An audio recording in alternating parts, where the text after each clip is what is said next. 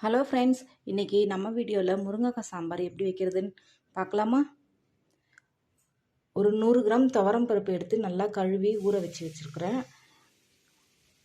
ஒரு medium size வெங்காயம், ஒரு 10 பல் பூண்டு, 2 பச்சை மிளகாய், ஒரு 3 தக்காளி,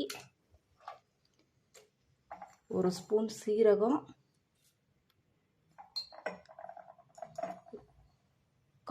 கால் டீஸ்பூன் மஞ்சத்தூள்,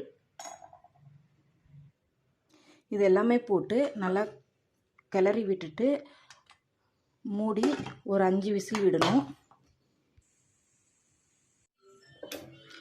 ஒரு பாத்திரத்தில் தேவையான அளவு எண்ணெய் ஊற்றிக்கணும்.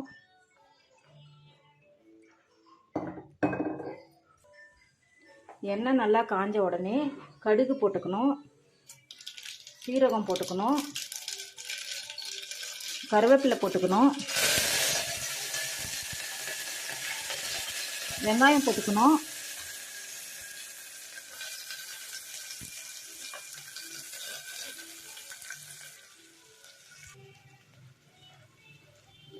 ஒரு 10 பல் பூண்டு தட்டி வச்சுருக்கிறேன், அதையும் போட்டுக்கணும்.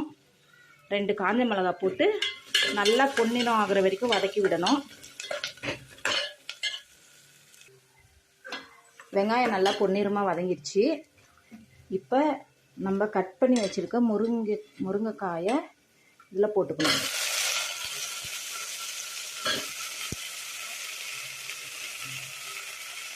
தேவையான அளவு உப்பு, கொஞ்சம் பெருங்காயத்தூள்,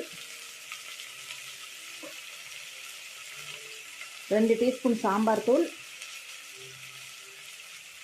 இதெல்லாமே போட்டு நல்லா வதக்கி விடணும்.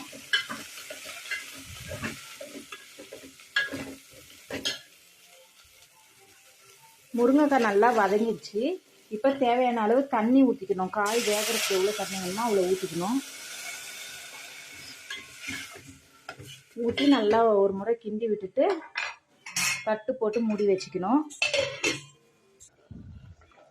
இப்போ பாருங்கள், காய் நல்லா வெந்துருச்சு. இந்த ஸ்டேஜில் பருப்பு நல்லா வேக வச்சு மசி வச்சுருக்குறேன். ஸ்டேஜில் இந்த பருப்பு இதில் ஊற்றிக்கணும். ஊற்றிட்டு தேவையான அளவு ஊற்றிக்கணும். நல்லா கிண்டி விட்டுட்டு புளி கரைசல் வச்சுருக்கிறேன். புளி கொஞ்சமாக கரைச்சி வச்சுக்கிறோம். நல்லா கிண்டி விட்டுட்டு கொஞ்சம் நல்லா கொதிடணும் சாம்பாரை.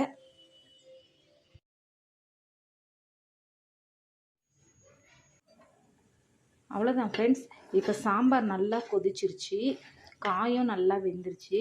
இப்போ இந்த ஸ்டேஜில் உப்பு காரெல்லாம் கரெக்டாக இருக்குதான்னு சொல்லிட்டு செக் பண்ணிக்கோங்க.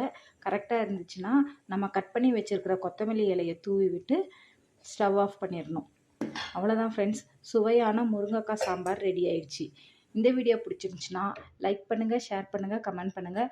மறக்காமல் சப்ஸ்கிரைப் பண்ணிடுங்க ஃப்ரெண்ட்ஸ். பாய்.